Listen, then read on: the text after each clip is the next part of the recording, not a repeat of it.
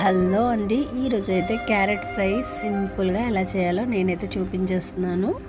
ముందుగా అయితే క్యారెట్ ఇలా కట్ చేసుకొని పీసెస్ లాగా వీటిని అయితే మిక్సీకి అయితే వేసేసాను.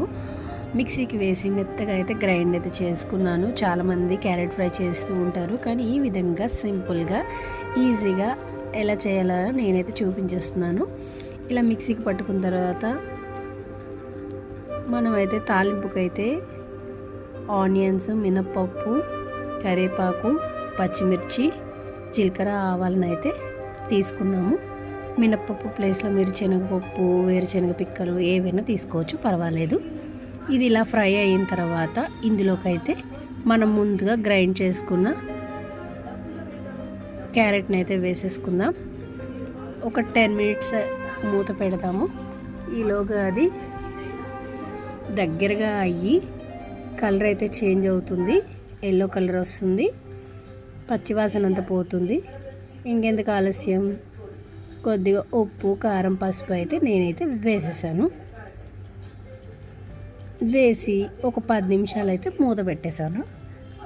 మనకు కావాల్సిన క్యారెట్ ఫ్రై అయితే రెడీ అయిపోతుంది 10 మినిట్స్లో. ఈలోగా నేను చపాతీ కూడా చేసుకుంటున్నాను. చపాతీలోకి చాలా బాగుంటుంది, అదేవిధంగా రైస్లో కూడా బాగుంటుందండి. మీరు కూడా ఎప్పుడైనా ట్రై చేయకపోతే వెంటనే ట్రై అయితే చేసేయండి. ఈ సింపుల్గా ఆలూ ఫ్రై అయితే చాలా ఈజీ అంటారు కదా, అదేవిధంగా క్యారెట్ ఫ్రై కూడా ఈజీ. ఇది చూసాక క్యారెట్ ఫ్రై కూడా ఈజీ అనుకుంటారు. మన చపాతీ, రైస్, కర్రీ అయితే రెడీ అయిపోయింది. ఈలోగా నా గార్నిష్ కూడా రెడీ. నా గార్నిష్ని చూసి అయితే నా కూతురు అయితే వాట్ క్రియేటివిటీ అన్నది. మనసు ప్రశాంతంగా ఉండి ఏ ఆలోచనలు లేకపోతే మంచి మంచి ఆలోచనలు వస్తుంటాయి.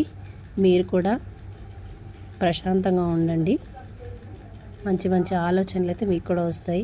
నచ్చితే లైక్ చేయండి, షేర్ చేయండి, సబ్స్క్రైబ్ చేయండి, కామెంట్ చేయండి.